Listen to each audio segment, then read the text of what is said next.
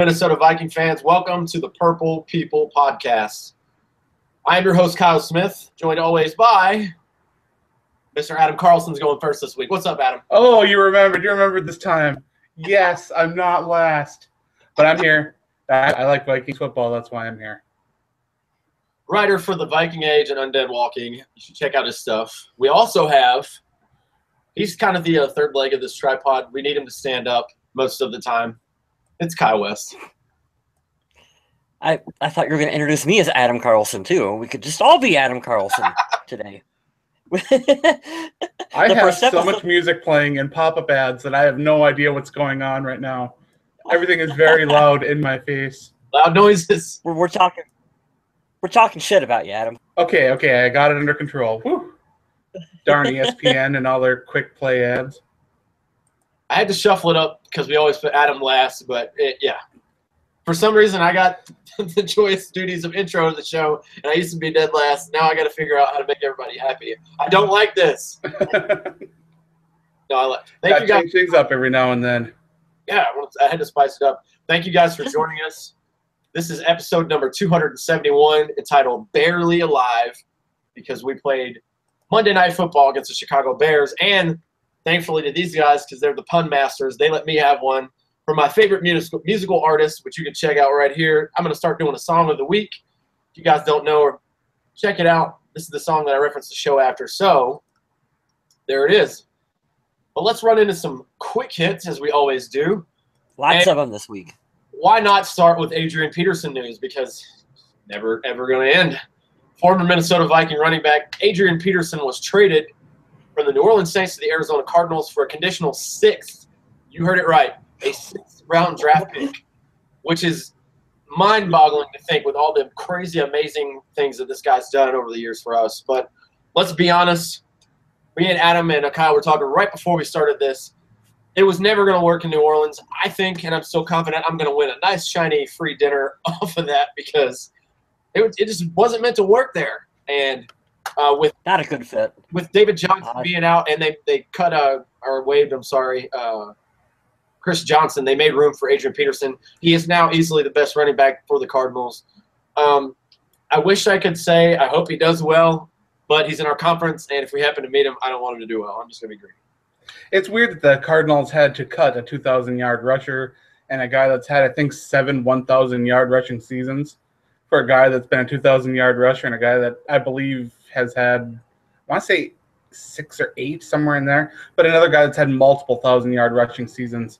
And I'm not sure what the Cardinals are doing here, but it's still a much better fit for him than anything that Adrian Peterson had going on in New Orleans. That fit was just really bad. Peterson should see a lot more work on first and second down here. And as we were talking before the show went live, Peterson is much more of a bulk runner. You have to get him multiple rushes and get him going. But he will break one. He will break one eventually. But the question is when and how long it'll take. And he wasn't going to get those bulk carries with the Saints. Nope. New Orleans had a great steal with Alvin Kamara is great.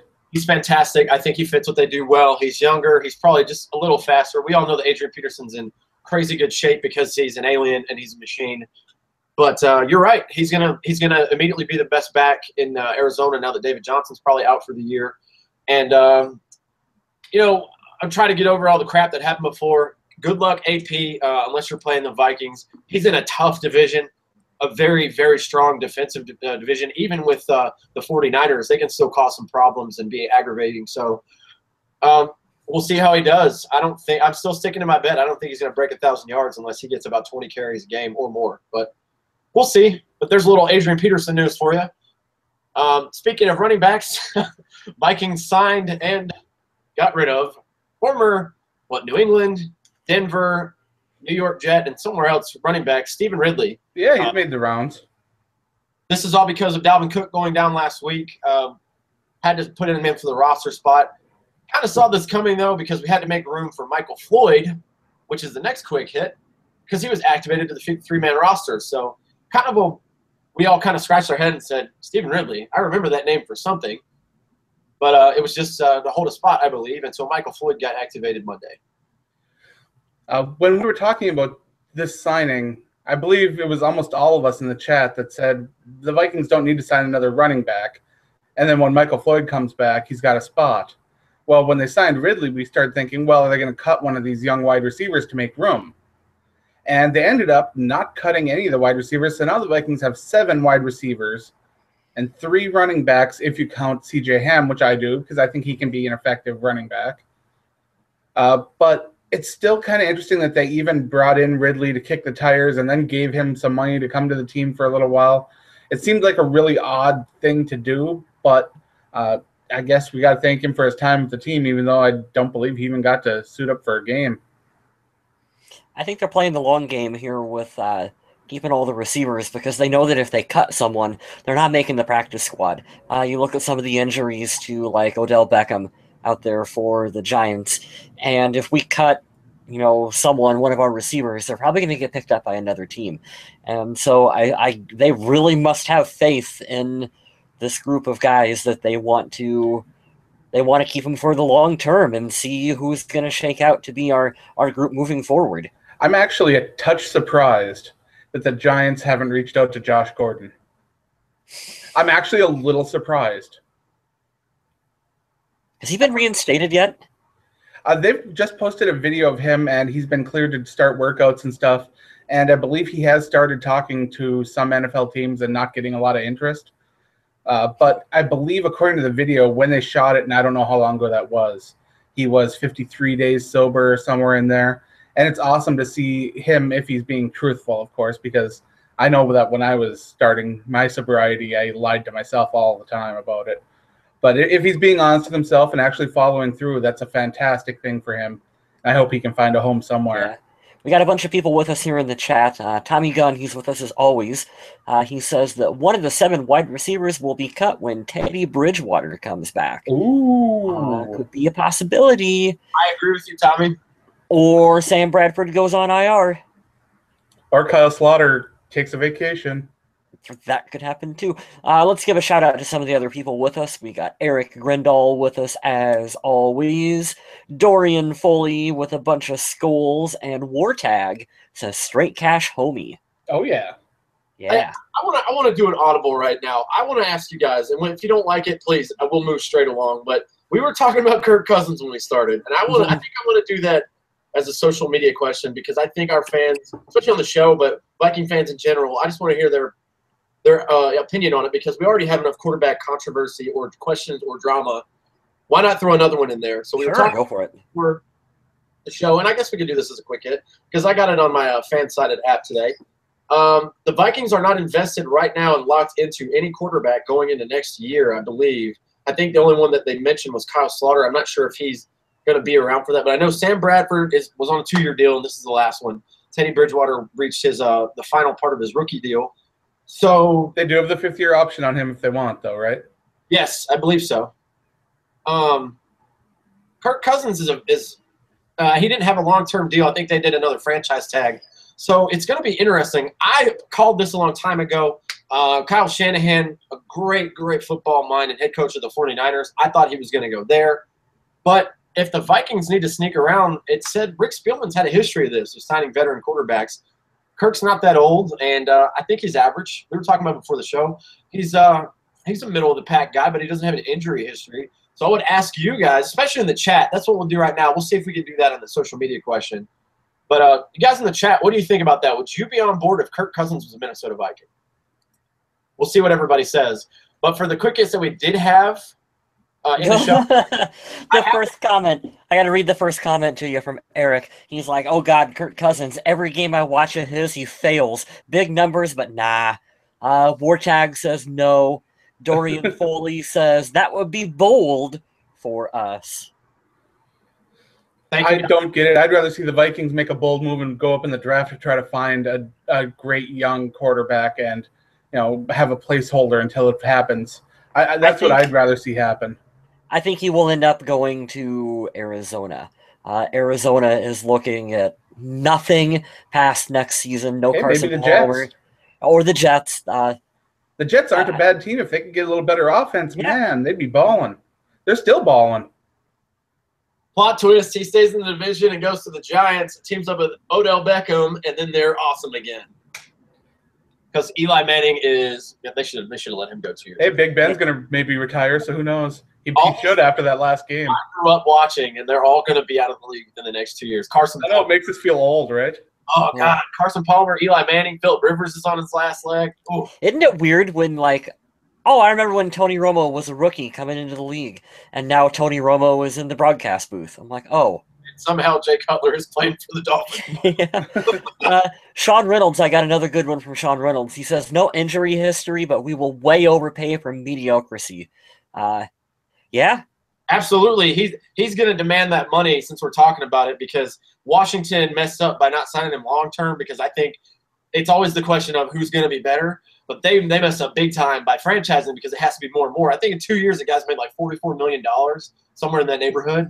So he's going to demand at least $30 a year. It's going to be like $100 million a deal, somewhere maybe outside the ballpark, but in the neighborhood of what Matt Stafford was asking for. But that was just something to get you guys talking, and I'm glad you guys did. I'm going to make that Brock Osweiler money. Oh, God. Is that the worst deal in history besides the Herschel Walker trade? No, that Albert Haynesworth deal in Washington. Yeah, has to be the worst deal ever. I think so. That was pretty bad. But I have to give the next quick hit to Adam, because it talks about our offensive line, and who better to give that to you than the man who gives all the love to the O-line.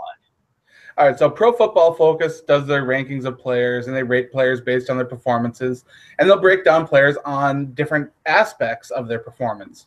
One of the cool things that came out was that Nick Easton was graded as one of the NFL's most effective pass blockers. He was the Vikings' highest-rated pass blocker. He hadn't given up, I believe, a single pressure other than the game against the Steelers this entire season. So Nick Easton has been struggling a bit in the run game and opening up holes, but for what he needs to do on that left side to protect the quarterback, he has been fantastic. And he was a big question mark coming into the season because he wasn't anticipated on being a starter this year. So for him to kind of be thrown in there and be doing a really decent job in pretty much everything he does, you got to kind of give him a big thumbs up. So good job, Nick Easton. I was a big fan of the trade for him when they brought him in. I was hyping him pretty hard to you guys, and I apologize for that, but I was excited by that trade. You both it was a great trade. That happened, and we asked a lot of questions, and now it seems to have came full circle. So, yeah, because I don't even know if Gerald Hodges is even playing anywhere in the league. I don't know either. Last I know, he got cut, and he was a free agent. I hadn't heard him signing on somewhere. No. And this comes back to the ups and downs. Some guys that Rick Spielman kind of whiffs on. Mostly the first round guys that are the ones he whiffs on, but he does make some pretty good moves when he needs to. And I was one of those guys. I said it earlier this year when we got rid of Alex Boone. I was like, "What the hell?" I liked him, but it was more of a personal thing than rather what I saw on the field. And if you look at the line, it's really improved. So it's really cool, and it's showing there with that quick hit. And no, Gerald Hodges has not been signed. He is still a free agent. Ooh. Well, there you go. Fix the defense that don't need fixing. Bring in Gerald Hodges. So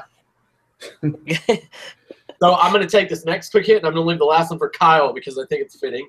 But oh yeah. So if you guys didn't watch the football game Monday, we're about to break it down for you, so I won't give any spoilers. But if you've been paying attention to the season, which I'm thinking most of you have, Sam Bradford balled out week 1 and then had a weird knee injury we didn't really see or hear about for 3 or 4 weeks. He came back. He played in Chicago, and he did not play well. You could definitely tell that he was still aggravated by the knee injury. So bad that Case Keenum took over, and we'll talk about that here in a second. But there was an MRI done, and from the note here it says, no additional injury. Timetable for return is still unknown.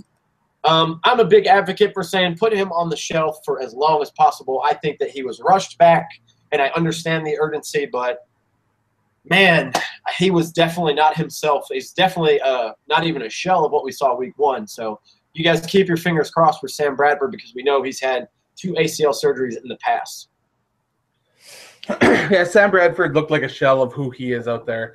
There were times when he was on routes that he would usually have connected with Stephon Diggs on passes that he's made numerous times. And they sailed over his head because he didn't have proper planting. And it just looked bad when he would be in the pocket and the pocket would start to collapse around him and he couldn't move. He couldn't move. No. Yeah, and if you guys didn't watch, it wasn't a bulky brace like say what Justin James Watt wears, which he's out earlier. If you guys didn't know, over in the Texans, not that big thing he wears on his elbow. It was like a little more like a knee pad or something, but there was definitely some kind of cushion on Sam Bradford's knee. But yeah, you guys are right. He couldn't really bounce. He definitely wasn't planting on that leg.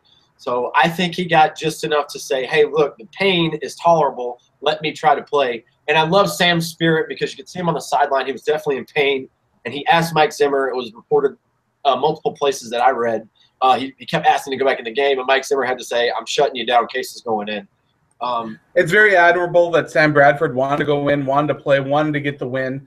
That's the kind of attitude you want from a player. You want someone who's that competitive and wants to get things done. But him being in there was definitely not the best thing for the team, and it was good that the Vikings were able to notice that, shut it down, and get Keenum in there. Yeah, it makes you wonder how the game would have went if Case would have started the entire time, but I think that all things that happened, it actually provided a spark. But Kyle West, let's talk about this this last bullet because I know you're dying to tell everybody because yeah, this one will be fun. Although I wanted to make a quick mention. Sean Reynolds in the chat says that we are going to need Michael Floyd this week since Stephon Diggs has a groin issue. He did. There was a very funny video of him having his groin worked on the sideline that could probably have been turned into a GIF that would be kind of naughty. Mm-hmm. But it's a good time for Michael Floyd to be coming back to the Vikings. He had a nice tough catch for us this week. Hope to see him get worked more into the offense, and maybe he can. Who the hell is Laquan Treadwell? Don't get me started on that one, Sean. Ask the guys in the chat. I am so off the Laquan Treadwell bandwagon. I would trade him for a sack of peanuts and Cordero Patterson at this point. Laquan Treadwell is a great blocker, and he sprung that block for Jerick McKinnon to get the touchdown. Thank you, Laquan Treadwell. I don't care. You don't draft a receiver in the first round to do, oh, he's a good blocker. Good blocker. He is a good blocker. We draft receivers because of their raw talent, punt or kick return abilities. Which, by the way, hot take from Mr. Kyle West the other day. He said he would trade Laquan Treadwell right now to get back Cordero Patterson. Yes. Or a bag of peanuts. Yeah, or back peanuts. God, if this was like Le Batard, I would put that on a poll right now. Would you rather have Laquan Treadwell, Cordero Patterson, or a bag of peanuts? That should be the social media question. That should be our social media poll of the week. Sure. Right now, which one? Well, I know which one will return the best kicks. That's not a fair question, but that's awesome. I love you guys. So let's talk about this game that happened the other night. So the Vikings squeaked out a win in Chicago, and if you guys didn't know, in the last 8 years, I think we won in Chicago twice, and that was within the last 3 seasons. We didn't win last year. We won this year in Chicago and the year before. Thanks to Mr. Stephon Diggs, the aforementioned. It was an ugly-ass game. I'm just going to tell you right now. That first half was brutal. And I'm going to say this right now. Adam doesn't like it, so I didn't give my donkey to it, but I would have given mine to the officiating crew because they were, they were shitty. They just wouldn't let people play football, and they announced that Jerome Boger team. They throw flags at everything, which is one reason why when I do my Viking age report, I always include the officiating crew so you can take a look and be like, oh, it's Boger. Screw that guy. Yeah. It's so bad. John Gruden even talked about it. He was like, look, they got to let these guys play. And then he said, a lot of teams will talk about it, which is where, you learn little nuggets about football like I've done over the last couple of years. If you're just a common guy like me, I was like, man, I didn't know that they gave it. Oh, can I sing Dusty Rhodes' theme song, Adam? No. Smith is a common man. But it's like, you never notice those types of things. Like, I always hear Ed Hockley's name, but you never notice how cool of a game that he runs versus this crew, because there were penalties out the ass in this game. I'm going to go ahead and tell you right now, when we start to give our game ball away and our donkey, it was hard to pick because so many of our guys got penalties in this game. So, Boger is known for having his crew throw a lot of flags. So, I want to say there were 17 penalties in this game. 17. 9 on Minnesota, 8 on Chicago. It's so frustrating. It disrupts the rhythm of the game. It makes everything longer. And those are accepted penalties, not the ones that were declined or offset. That's a lot. Those flags were flying. But like we said, the overall score moved us to 3-2. We're still third in the division behind Detroit, and Green Bay's on top at 4-1. but we won 20-17, so it was a crucial division win. But without further ado, let's give away a game ball and a donkey. Who wants to go first? I'll go first because I get to rip on people with my game ball, which is pretty fun. Yes. All right, so let's start out by talking about John Gruden. John Gruden says that he would always run the ball at Trey Waynes. Really? Really, Gruden? Is that what you want to do? Trey Waynes is one of the best cornerbacks in the NFL when it comes to stopping the run. And he made his presence felt again this week by making some great stops. And even when he was thrown at, he still did an admirable job of keeping things to a minimum. Trey Waynes gets my game ball just for making everybody kind of shut up because the whole game, the other side of the field was shut down. Yes. And I don't know the if Vikings they threw defense, Xavier Rhodes the entire game. Did I don't they? think Rhodes got through it the entire game. Yeah. Yeah, they targeted Waynes in a big way, and the Vikings defense still held the Bears to 1 touchdown. I'm glad that you're sticking up for Trey Waynes, Adam. He gets a lot of hate out there on Twitter. I am a Trey Waynes fan. Like I've said, there are times he will frustrate you. He will make mistakes. He'll leave too much of a gap between him and a receiver, thinking that he has that natural ability to close in really fast, like he did in college. But he's still young. But he's still young. He's a solid tackler, and he's getting smarter. He's learning the game better. He's learning what he can and can't do. You know, how long with is Zimmer and the team there working with him, I have full faith that even when he is picked on the entire game, it can be shut down to almost nothing. How long has Xavier Rhodes been in the league? I mean, he had issues his first couple seasons as well, too, and it took a coaching change and a different scheme to really get the most out of him. Like, Trey Waynes is doing fine. Like, I really think he's doing fine for the Vikings. I just think people need things to complain about, and they see Xavier Rhodes shutting down the field, and they look over, and, Trey Waynes gives up a pass or two, and everybody's like, oh, this guy sucks, get rid of him. It's like, calm down. I definitely notice little things, too, when I'm watching, and you see it, like you guys said, from the progression that Xavier had. You see it with Trey. He'll make clutch plays. He made clutch play against Green Bay in the playoff game a couple years ago. I think he made a clutch play. I think he might have got an interception. The interception in the home opener last year against Aaron Rodgers. Oh, yeah, that's right. He'll make clutch plays. He actually won the game for us on that play. But, it's little things like when the quarterback does a check down or they make a pass straight out the gate. Trey Waynes is there, like you said, to make a solid tackle, and it'll be for no gain or a loss. He's picking up on those little things. So when he fixes the problem that he has, like you said, where it might look like he's getting burned because there's too much of a gap, then yeah, I think the tune will change on the Trey Waynes song that we have playing right now because he gets a lot of hate. But he led the team, or he tied leading for the team in tackles with Linval Joseph with 6, and he had one of those was for a loss, and he defended a pass as well. So Trey Waynes definitely worthy of getting my game ball. I'm going to give my game ball to Kai Forbath because he didn't miss a field goal and he won the game for us. He didn't miss an extra point either, which is great. That's all they talked about all game, and I had my phone with me. I said, if this goes to overtime, I'm breaking something expensive in my apartment because I'm tired of this. He came in the clutch. Now, it was a pretty close field goal. I don't remember how much, but it was really close. But game time, we managed the clock efficiently. We got it down, and he won the game for us. And the guys gave him credit after the game and in the locker room for that. So he helped seal a victory, even though we'll talk about Harrison Smith in a minute. He was the one who actually turned the game around, which is really nice to set it up. But yeah, shout out Kai Forbath. Thank you for that. Keep it up. Lots of love for Harrison Smith in the chat right now. Absolutely. Both Tommy Gunn and Sean Reynolds pointing out that he would get their game ball, and I agree. You can't disagree. I cannot disagree. Although I am going to give mine to Jerick McKinnon. We've been talking about needing a running back to step up, especially with DALVIN Cook. If not for that fumble, he would have been the man. Yeah, and Jerick McKinnon, I felt like he stepped up to the plate, and I feel like he had a good game against the Chicago Bears. The mismatch on the linebackers was in his favor all night, and it was awesome to watch him just eat that up.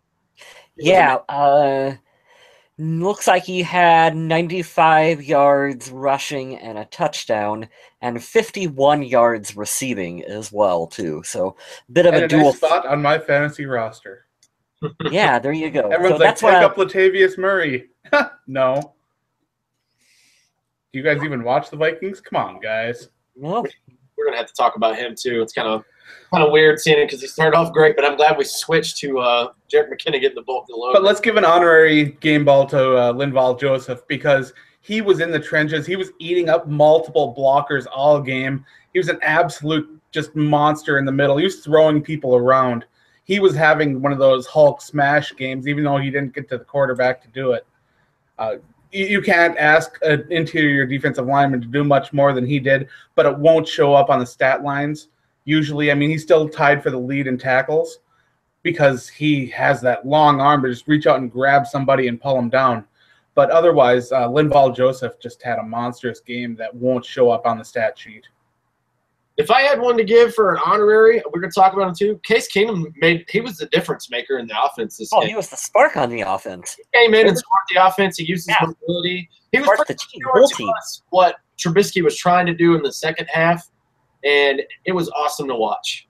It was pretty awesome. But glad he came in and he said it. He's like, that's what a backup's supposed to do. So he did his job. I was very proud of Case Keenum this game to step in and help us win. But when we give out game balls, we also give out donkeys. So if you guys don't care, I'm giving mine to Mike Rimmers for a bad penalty, and he was getting worked by Leonard. What's his name? Leonard Floyd? Leonard Floyd's a monster. He is a freaking monster. But there was a lot of places that you could pick if you were based off of poor play or poor decision-making for penalties. Everson had a penalty.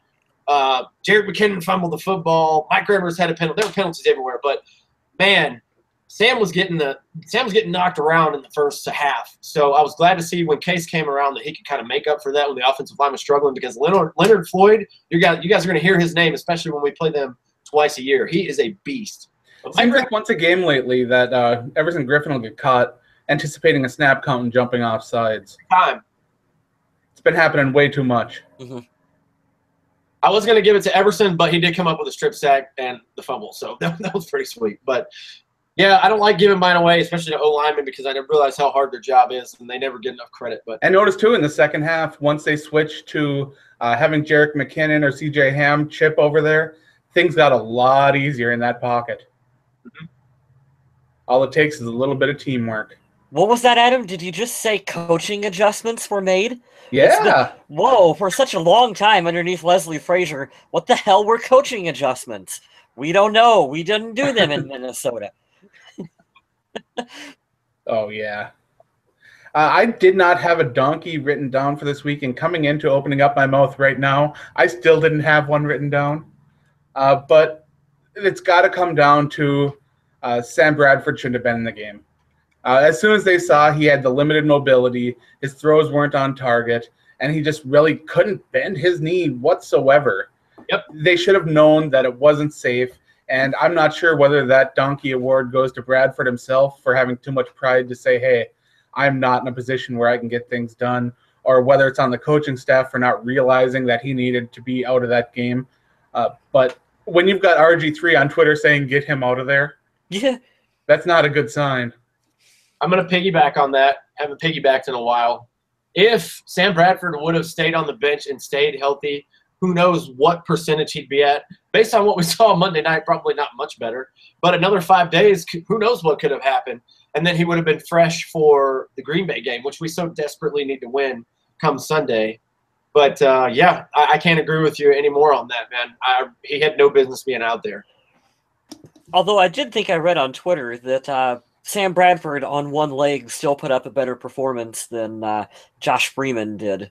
He did. All those years ago. So, yeah, that tells you how historically bad Josh Freeman was. That game was so brutal. I'll take things I wish I never witnessed for 300, please.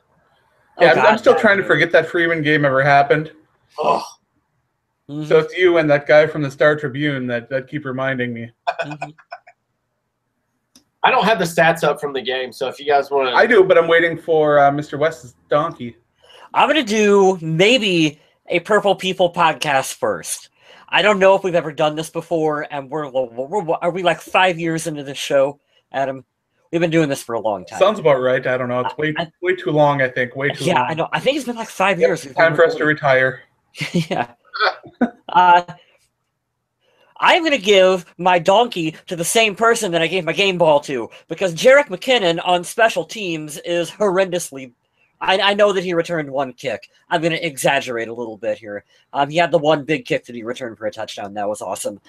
That play aside, he's horrible, and I don't want him returning kicks. And I wish he would just take a knee. I am still hashtag team touchback. But take the knee. Don't fumble the ball. Don't do that. I hate that. I hate this working so hard to get the ball to the 20-yard line. When if you could have had it to 25 for nothing. Yeah, you could have got it there in the first place. Just don't do it. You're not Cordero Patterson. You're not good. Just take the knee. That's the only knee. Someone in the chat asked my thoughts about players taking knees. Well, take a knee in the end zone. Exactly. Team touchback. Team touchback. Just please take a touchback. Good grief. Good gravy. So many bad things can happen. Injuries, fumbles, not getting past the 25. The just don't do it. Taking it out are not good enough. Fumbles, and why would you, if you know you'll get a free start at the 25, just don't. In the hell? Because that was killing us the first half. Field position was crap. Yeah. Oh, it's bad. Oh my God. On top of you have a quarterback who needs to be in a wheelchair. Yeah. Like, I just don't understand that whatsoever, man. And it sucks because this is a first for the show, but how the hell can you do so good at your regular job, but you have duty, and you just haven't figured out yet 5 games in, like, man, this is on Mike Prefer. This is on special teams coach. There needs to be better coaching for saying, okay, we've tried this. It's not quite working as well as what we thought. Let's take the knee more often than not here. Yep. Like I think that there needs to be some adjustments made. We don't have the personnel that we once did on special teams, and that's okay. And I think part of that has to do because we're keeping too many players that don't play special teams. These 2 wide receivers that are always inactive every week and don't play special teams, I don't get it. Yeah, I don't get it. I was really hoping that Rodney Adams or whoever the hell the other receiver is, I can't remember. Thank you. I was hoping that one of those 2 would be the guy that would be out there returning kicks. Well, if it's neither of them and they're not active, and they don't play special teams. Well, what are you doing? Right? I'm a little confused by that, too. Like, we have 7 receivers. That's the stupid shit that I do in Madden. Like, I run with 8 corners on Madden sometimes. What the hell? Why not? All right, so let's talk about this game anyway. The Vikings went down to Chicago, came out with a 2017 win. They won the time of possession battle 31-24 to 28-36. They gained more yards in Chicago, 300-274. They picked up more first downs in Chicago, 17-16. They converted on third down better than Chicago, 16-15, compared to 3-12. They ran more plays than Chicago. They really outplayed Chicago in pretty much everything you can imagine. Which is pretty amazing considering how that first half went, and it seemed like the Vikings were just getting absolutely smashed, even though they were only losing 3-2 at halftime. 3-2. I wanted to make a mention really quick. This is kind of off topic, but so you brought up the score, it jogged my memory. I read an article, and I think I was like Drudge Report or something this morning before work, about how the NFL ratings are down and how this was they're trying to blame the protesting and everything else for it. And I'm like, it was a 3-2 kind of terrible first half. If I wasn't a Vikings fan, I probably wouldn't have watched that game. Yeah, it's like you're watching Sam Bradford on one knee and just like not much else going on. Probably why the ratings were down. Probably didn't have anything to do with protesting or people turning the channel off for that reasons. It's like Kevin Owens was on Monday Night Raw. That's the problem. Yeah. It's the Kevin Owens show. Yeah. Was he? Oh, no, he's on SmackDown. Damn. Yeah, I was saying he's on SmackDown, Adam. But you get my point anyway. It's Braun Strowman. I'm gonna make you sing the common man. I'm the common man. Okay, so Sam Bradford came out, threw 11 times, only completed 5 of them for 36 yards. After the first quarter, he had 1 pass completed for negative yardage, and it was a hard game to watch until Case Keenum came in, and we had more of those quick, accurate throws that we have come to love. Keenum threw the ball 21 times, completed 17 for 140 yards and a touchdown. QBR of 79.4, rating of 110.3. Keenum came to play. Tempo. Yeah. Tempo. Holy crap. They used that to their advantage. Case and Pat Shermer were doing an excellent job of that. I just want to throw that out there. That's the one thing that stood out to me the most on the offense once he came in. It was crazy. Running the ball, we've got or did you want to hit on something? I just wanted to say, do we need to give the rest of this season to Case Keenum? Like, is it for now? Yeah, for now he should be the quarterback going forward until another option presents itself. Yeah, and I think he'll do fine. Like, I think the Vikings can do fine with Case Keenum at quarterback. This is probably the most talented offense, most talented team that he's been on. So he said that in the Tampa Bay presser. Yeah, he could totally succeed. I mean, and Keenum's going to have up and down games. We're going to see it. He is a streaky quarterback. He's going to play some games. And the Vikings just revealed on Twitter before the game against Green Bay, of course, is that Minnesota is one of very few teams this season who have yet to throw an interception, which is... Oh, so here comes a 4-interception performance. They didn't knock on wood afterwards, so that's not a good sign. Let's move on to the running game, where Jerick McKinnon had a bulk of the carries. He had 16 compared to Latavius Murray's 2 and C.J. Ham's 1. McKinnon gained 95 yards and had a touchdown on a nice 58-yard run, and that was a fun play to watch. Latavius Murray gained 31 yards on 12 carries, averaged 2.6, which isn't a horrible showing for him, but not really what you want to see by a running back that's supposed to be smashing through and gaining your hard yardage. Mm-hmm. C.J. Ham's 1 carry got nothing. It's nice to see him sprinkled in, even if he wasn't quite as effective as you hope he would be. There was a reverse where Adam Thielen picked up 11, was pretty exciting. And Case Keenum showed off a little bit of that mobility and had a nice 22-yard scamper. I dubbed him Crazy Legs Keenum in the chat, and I'm proud of that. I want that to stick. Someone get on Twitter and tweet that out. Hashtag that stuff. Yeah. This is a good scramble, though. Receivers, the leading receiver had 51 yards and was Jerick McKinnon, who caught 6 balls. Kyle Rudolph also caught 6 for 45 yards, a touchdown, and a game of duck, whatever you want to call it. Adam Thielen had 5 catches for 34 yards. It's duck, goose, and don't bring that up to Minnesota. I did not bring it up. I said whatever you want to call it. You want to call it duck, dinosaur? That's fine. I'm fine with whatever you want to say. Smith, I'm curious. You're probably the furthest away from this situation here. Goose or gray duck? What say you? Goose. See, Tommy Gunn says gray duck, and your opinion is invalid in that one, sir. Oh man! After I saw it, AP's not on the team anymore, but that was what I originally wanted to name the show, was Duck, and he's loose. Like fucking. And I wish it wasn't. That's not bad. That's not bad at all. I wish it could have been about Jerick McKinnon, because that touchdown run that he had was freaking awesome. I could just hear Paul Allen, and he's loose, just going crazy. But that was pretty cool. I like the way. Did you catch Case Keenum's press conference? He said that Kyle Rudolph called out what the touchdown celebration was going to be before they called out the play. and Case Keenum was like, "Let's score a touchdown first. Let's score, then we can." I thought that was pretty awesome. I haven't watched that yet. Oh, you got to watch it. That's fantastic. I dig the confidence. They were like, "Did you guys practice this beforehand?" And he's like, "No, Rudolph just thought it up in the huddle." So we had Michael Floyd making his Vikings debut. 1 catch, 1 target, 19 yards, which is a pretty solid start for someone that they're trying to work into the offense. Can't really complain too much there. Latavius Murray caught both balls thrown his way for 12 yards, and C.J. Ham caught one for 11 with Diggs. Only 1 catch for 4 yards and a hurt groin. Aw. But he got worked on the sidelines. Looked like he was having fun.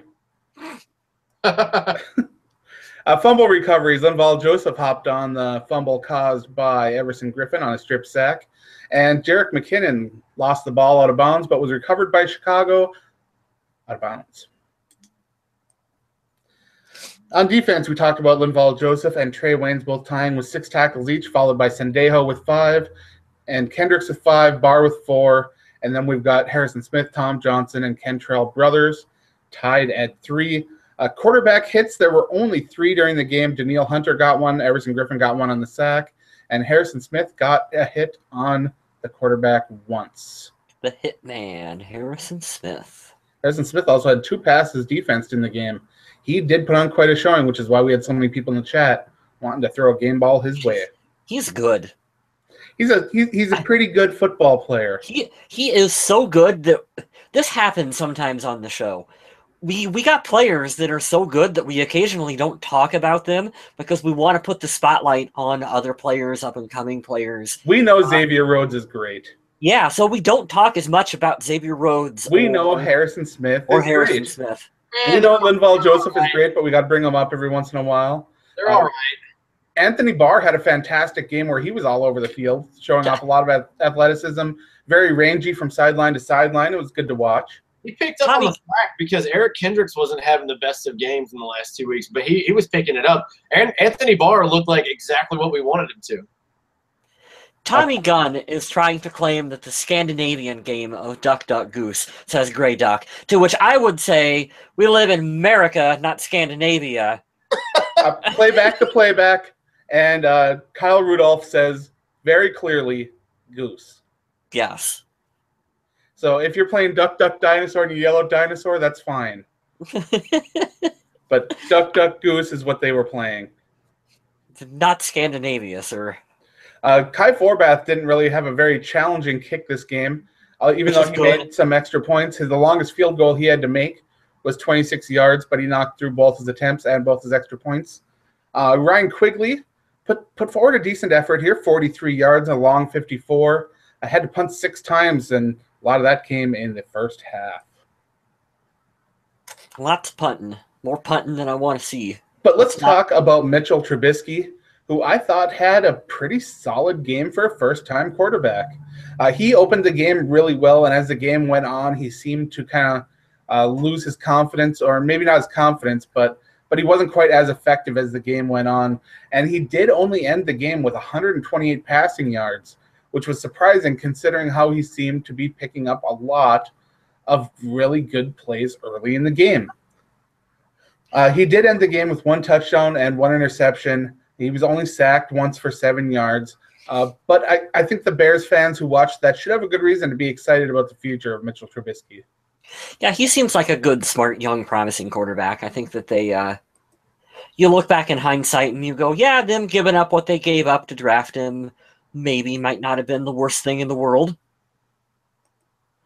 Yeah, and I don't think they gave up as much as people really thought they did. I mean, yeah, they had to go up 1 spot and they had to give up a lot to get it because it was early in the draft. But if you got a player you want, you go get him. Go get him. Draft day all over again, man.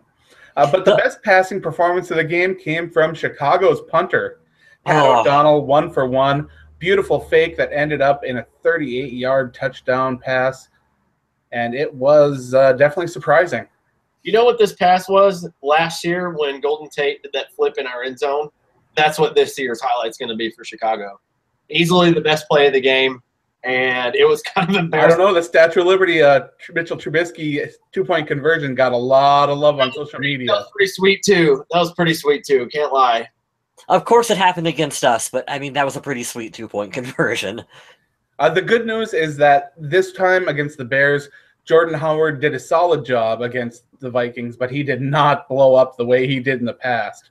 19 carries for 76 yards, 4 yards average per carry. It really kind of held him in check while Tariq Cohen really struggled to get going. 6 carries, 13 yards, and Benny Cunningham only got 1 carry for 4. So they did a nice job shutting down all the Chicago rushers, keeping them to 115 rushing yards. And if you don't include Trubisky and it's only the running backs, it's under 100, which is fantastic. Yeah. Chicago didn't have a receiver go under 50 yards, or didn't go over 50 yards. So there's not really a lot to talk about there. Neither team had a real standout in the passing game. So not a ton to discuss there. But as a whole, I think that the Vikings fans who stayed in the game, stayed excited, and somehow found a way to just keep the energy up through that awful, awful first half to get to the second half and really enjoy watching the Vikings defense continue to shut down a capable offense. Remember, this is the same Bears team that beat the Steelers earlier this year. They aren't awful. Mitchell Trubisky is a promising young quarterback. They've got solid running backs. They've got decent receivers. They've got some great pieces on defense. The Bears aren't an absolute joke, and I hate when people come into these games where they look at the Bears and they see 1-4 and they say, "Oh, the Bears are no good." They are an NFL team, and they are a decent one at that. If you don't take them seriously going in, it's going to be brutal. They'll aggravate you. Like I was talking earlier, the Niners, the record doesn't show it, but they have a lot of great defensive talent. They're a quarterback away from causing some problems, and I think it's the same one for Chicago. I was telling the guys earlier, I was listening to Colin Cowherd, and they said, and I totally agree on this, and I want your guys' opinion on it because I think this was spot on. I think that John Fox is the one that's holding everyone back because he's a defensive-minded coach. Now, they do have some good defensive players. I think the talent being well coached will help them out. But he needs an offensive-minded coach, Mitchell Trubisky does. And I think if they get a hold of that, they're going to be scary because we saw – and this is one performance. I mean, let's look. Case Keenum and Sam Bradford had one game apiece where they looked like the MVP of the league. But depending on what we saw, if he can get a coach who knows how to mold him, man, we could have a division with a lot of good quarterbacks in it. I'm a big fan of the defensive-minded head coaches as long as you've got a strong offensive coaching staff to help develop players. And I don't think the Bears really have that in place. Nope. Because I saw on the sidelines of that game, there was a certain butt-fumbling quarterback out there. And he seemed to be giving advice, and I don't know. No. Yeah, I forgot that Mark Sanchez was still alive, so thanks for reminding me. Shout out to Mark Sanchez. The chat is still going a little wild over duck, whatever. I have two things. The first thing I want to say is we talked about the Chicago game. Good to get a road win, good to get a division win, and keep the record above 500. Mike Zimmer talked about moving forward to Green Bay today with probably the best quote that I've heard in the most Mike Zimmer way. They're talking about Aaron Rodgers, and Mike Zimmer told the press that he thinks Green Bay should trade him. So that's awesome. I love Mike Zimmer. Whenever you've got a great player in your division, it's cool to see that kind of respect. Yeah, in a playful way. Aaron Rodgers is going to see that and kind of laugh and chuckle, and he should because it's a sign of respect. In all fairness, playing against him is a headache. I always joke, I hate Aaron Rodgers. I don't hate him. He's an amazing quarterback. He's fun to watch. In my opinion, he might be the most gifted. I wouldn't say the best, but he might be the most gifted passer that I've ever seen play. And it sucks playing against him twice a year. So when you get to make a little joke about it, I think like we're talking in the chat, we all said that demands a lot of respect. Aaron Rodgers, I mean, he could play on the Browns. I'd still be scared to play against him because he's that good. So he always presents a challenge. But we have split with Green Bay twice in the last 2 years. So I'm hoping that trend continues. Sean Reynolds makes a good point in the chat. The announcing during this game was very Chicago-heavy until the Vikings started taking control in the second half, and then it kind of switched over the other way. It was really weird to listen to. Imagine that. They were hyping up Trubinsky a lot. You could tell that they were on the hype train for let's get this kid, let's talk about his potential and get him going. Yeah, they wanted to see him come out the first game and light it up. And I said it before. It didn't turn out as much as I wanted, but it did end the way that I called. And I said, our defense is going to give him trouble. Not as much in the first half, but with the adjustments made and everybody calming down and doing their job. You know, the one thing that I thought was interesting, and people are going to hate me for this statement. Go ahead, hate me for it. I don't care. It was interesting pre-game how they were like, and he's going to make mistakes and it will be okay. I'm talking about Chicago's quarterback. Right. He will make mistakes and it will be okay. And if they don't win the game, it will be okay. If he does one or two positive things, that's okay for Chicago. Where was that attitude when Christian Ponder was our quarterback? Oh, Ponder got some chances. I know, but I'm saying though, is that the instant Ponder screwed up, it was like, well, F this guy. This is over with. If he doesn't look like Brett Favre in Super Bowl winning MVP Brett Favre from game 2 onward, he's a bust. I remember the first game. Okay. It was in the Metrodome against Green Bay, and he had a solid game. We didn't win, but we were like, oh my God. Did we hit the nail on the head? Oh my God, we got a guy. Man, no, check please. I'm all right. That was bad. But, yeah, it's the same way. Like, you don't have any tape on him, and it's going to be incomplete. It's going to take a whole year to really know what Mitch Trubisky brings to the table. But Adam nailed it on the head, and I agree with that in every team. If you truthfully believe you have a set of coaches and the skilled players around them and a good line, if you find a quarterback that you fall in love with, you go after him. And they, for whatever they saw on tape, I mean, I'm a North Carolina native, and I'm bound to love the Tar Heels. I didn't think he was that impressive. He didn't have a good record, but based on sometimes it's not about that, you know. It might be because of the way he's built physically, the decision making that he has. I don't know, but it's cool to see that they gave him a chance because, like you were saying, they don't give a lot of people a chance like that. And yeah, and I think fans and media need to take that approach more often, where you need to come into this with, hey, relax a little bit and just understand that players need time to develop. Not everybody's going to have a rookie season like Dak Prescott. It's just not going to. Trey Waynes needs time to develop. Exactly. Mackenzie Alexander needs time to develop. Yep. Jaleel Johnson came in this week and made a mistake and got a penalty. He'll develop. He'll be fine. He'll be okay. You know, it's a great analogy, full circle, talking about Favre. You guys know everybody knows this answer. You know who his first completion was to? Mark Sanchez. No, it was Brett Favre. Brett Favre. Mark Jesus. Mark Sanchez is the answer to everything. Butt fumble. Next week, of course, the Vikings are traveling.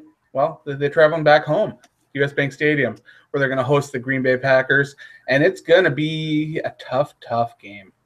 Packer Week are always fun. This is a fun, special rivalry. Even with Green Bay all beat up, they're still on top of the NFC North, and this is going to be one of the toughest fights that the Vikings are going to face all year. They're going to try to defend their home. Hopefully everything will be nice and loud. Again, I won't be at this game. Oh, we got to get at him. We need the podcast streak to stay alive. We need to. The next game I'm going to be at is Cincy. That's the next game I'm going to. I've got tickets to that one. Nice. So I'm feeling good about Cincinnati. But Green Bay, I don't know. I got a buddy going, so maybe. But he's bringing a Packer fan with him, so I don't know. I'm going to do the first ever, another first for the podcast. I'm going to make a positive Green Bay joke on here because it made me laugh really hard. But we're talking about how good they are, and, you know, Aaron Rodgers is always in the talk for MVP race and all that. They beat the Dallas Cowboys last weekend for the second time this year in 2017. You remember that crazy playoff finish earlier in the year that got them to the NFC Championship game. The reporter said, man, you do really good down here. You should buy some real estate. And Aaron Rodgers said, I should. He's like, I wish they had the Super Bowl here. Talk about throwing some shade at people. Hopefully he doesn't have a comfort here in the U.S. Bank Stadium because he's 0-1 so far at the new stadium. So I hope that trend continues as well. Well, another trend that continued during this game is that the Vikings have still never lost on Leif Erikson Day. Hey, there you go. Which is a cool little stat that'll hopefully keep running. You'll only get on the Purple People podcast. All right, so let's talk a little bit about the podcast Survival League. Week 5 is in the books. 23 teams left. It wasn't very good for 9 teams that are in danger of being eliminated and 6 teams that were eliminated.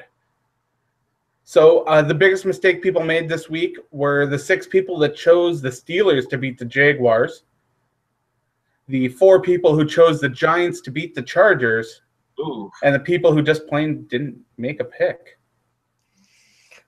Yeah, we had someone. You got to make those picks. We had someone message us who told us they forgot and wanted to pick the Vikings, but it wouldn't let them pick. They were too late to make their picks. Get those picks in early. You guys are making this easy for Craig, and it's pissing me off. Yeah, there are still only 1, 2, 3, 4 teams left that don't have a strike, and one of them is the 3-time possible champion.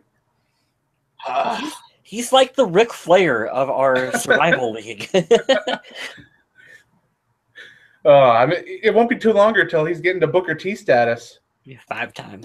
It's not going to be pretty. If he hits 5-time, he's got to do a spin-a-rooney for us. You have to, man. You have to. It's required. But yeah, there are a lot of teams in danger, and there are some pretty tricky games out there this week, especially if you've already chosen some of the teams that have softer opponents. and it's going to keep on getting harder. So head on over to the Yahoo Fantasy Sports, go to the Survival League, and make your pick, because we don't want you to get strikes because you forget to make a pick. That's the worst way to get them. It's the absolute worst. Pick Cleveland. I don't know. Which one of you guys wants to go forward with the question? I've got it up right here. So last week, unfortunately, against the Lions, DALVIN Cook went down for the year with that season-ending ACL tear. We asked you guys, with the rookie running back DALVIN Cook out for the season, do you have faith in the Murray, McKinnon, Ham trio? If yes, then why? If no, should Minnesota sign a different running back? I'm going to go in depth with these a little bit because these were some really good responses, and there's actually a couple interesting ones here. Gilbert Cologne Jr., probably the most interesting one that I liked was D'Angelo Williams, maybe. I would love to have that option, but you know who D'Angelo Williams loves, right? Who's that? He loves? He loves The Walking Dead. See? He'd be a perfect fit. Did you see his Walking Dead themed wedding? It was amazing. He had a Walking Dead theme, but that's amazing. Oh, yeah, you got to Google that. It was great. His wife, the bridesmaids, everything. It was fantastic. I think you wrote about that, didn't you, Adam? I did, and it was great. Yeah, because I remember reading your article about it. That was really cool. Over on Undead Walking. Oh, yeah. Cheap plug. Plugs. Cheap pop. Tommy Gunn always gives us comedic entertainment. He says, I hear Herschel Walker is looking to make a comeback. Johnny Buckland says, I'd say Murray can handle it with McKinnon on screens, etc. Wouldn't hurt to take a look at D'Angelo Williams. Another shout-out to D'Angelo Williams. Brandon Carey says, I think Ham is the closest to mimic Cook. Jet has been running soft. Latavius needs to get 100% and then take over. Yeah, I think we need to see him at 100% as well. I can see that part of it. Old Faithful Thomas Pierce says Ham all the way with McKinnon on PA, screens, and out routes. Not really sold on Murray, but maybe he pulls through. Brandon Ailes said, I think with better blocking, Jet should be better than last year. Hadn't seen enough from Murray so far that it might be in part to him having ankle surgery. And last but not least, Mr. Craig Morley. I don't see anybody out there in free agent land that could come in and make a noticeable difference. That's pretty much exactly what I've been saying on the show, is that I don't believe that the Vikings would make a pickup, and they did. They went out and they got Stephen Ridley, and I came to you guys and I was like, hey, they picked up Stephen Ridley for some reason. And you guys were like, who's that? Who? And I was like, oh, yeah, remember when he did all this stuff? And you guys are like, no. And I was like, oh, well, he's here now, and then he disappeared. The most interesting one, and I'm going to make a promise because I'll talk about it next week, John Dosel did a video on this. He gave us a link, and he said, my number one option is Ryan Matthews. If anyone cares to see, he put the link in the comments, and I'm actually going to listen because I find that awesome that we interact and then fans interact, and this is the first time that anybody's done analysis like we do. So, John, I'm going to check your video out and see, and I'll leave you a comment. Also, when this happened, I put an article out on the Viking Age about the top options that the Vikings had, whether it was free agency, working the trades, or doing nothing, or, you know, as many options as they had.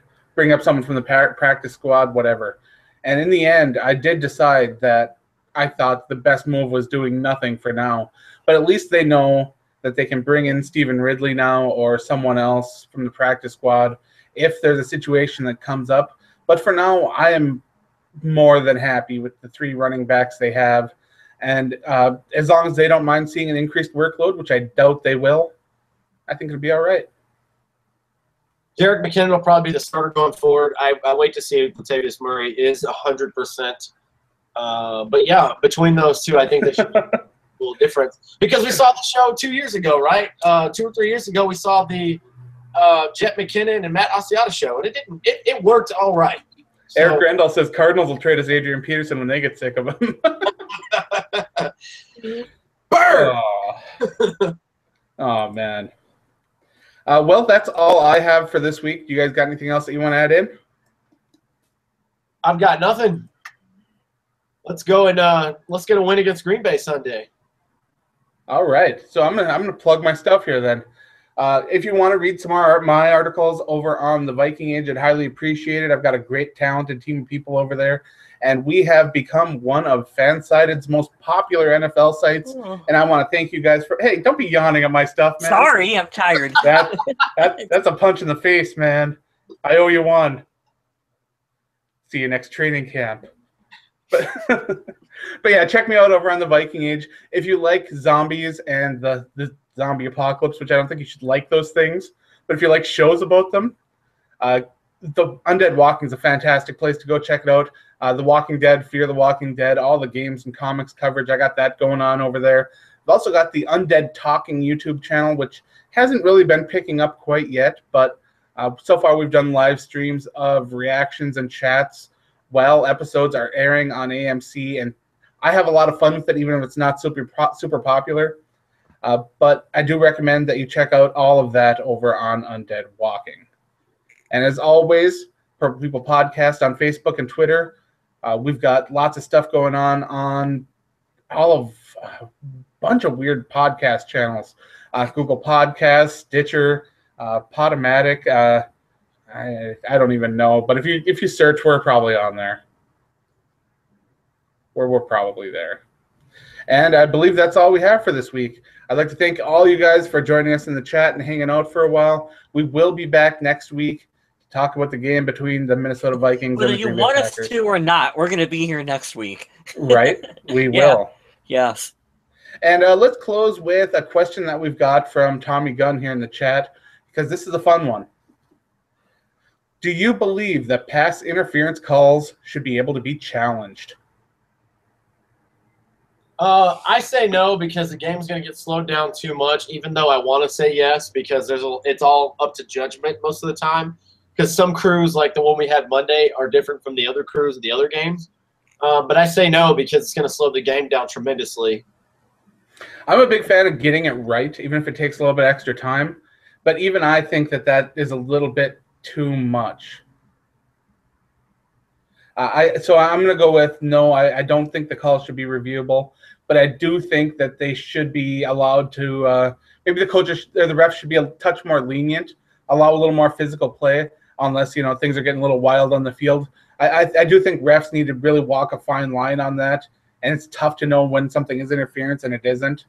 And because we had a moment of this where I believe it was Terrence Newman was following a receiver, and he got stiff-armed right in the face. And John Gruden said, I don't know, man. That doesn't look like offensive pass interference to me. And I was looking at my TV like, what? You can't do that. That is obviously pass interference. And Vikings Twitter kind of blew up about it. I don't know if you guys even remember the play. Yeah. I'm going to say only under 2 minutes. If you're under 2 minutes, then automatically reviewed? Yeah, automatically reviewed. Otherwise, no, because we reviewed too much shit already, and it slows the game up. And there are times where it's like, we can all see at home what's going on with all the replays, and between the announcers and social media, we figure out what it's doing, and it takes them another 5 minutes before they figure it out in the booth. And I just don't... Too many reviews. So if it's under 2 minutes to go, sure, maybe you can make it some kind of a booth review. Otherwise, I just don't want the game stopping any more than it already does. All right, so we're going to have another question for you up on our social media channels. I believe we only put it on Facebook now, right? We don't go on Twitter for the social media question? I'm not sure if it's still linked to the account, but we can double check to see, because a lot of our stuff from Facebook would transfer over. So I believe it automatically posts, but I don't know if we check for the responses when we do the... It's still linked. We don't get as many responses for that on Twitter. We usually use our Twitter for, like... Game day chat and stuff like that. Game day chat and tweeting out some stuff throughout the course of the week. But feel free to tweet us on our individual accounts as well. Yeah. I've been trying to be a little bit more active on mine because I have really kind of let my Twitter go. I used to play hashtag games and get in on all this fun stuff, and I haven't been doing any of that. I need to be more social. But yeah, feel free to tweet us. You'll find all that information in wherever you're watching this. There's probably a list of stuff below it, so just click on that. We'll be down there.